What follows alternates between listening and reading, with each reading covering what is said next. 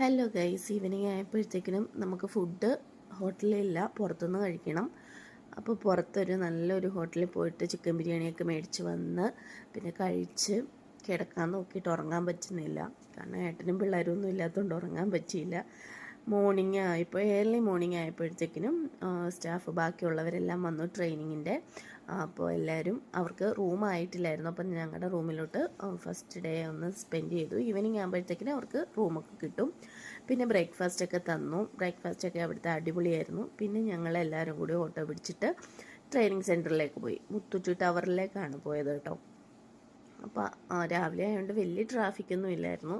എന്നാലും നമ്മുടെ ഇടുക്കിയെ അപേക്ഷിച്ച് ഭയങ്കര റഷായിട്ടുള്ള ഒരു സിറ്റി ആയതുകൊണ്ട് തന്നെ നമുക്ക് അതിൻ്റേതായിട്ടുള്ളൊരു ഇതുണ്ട് കേട്ടോ.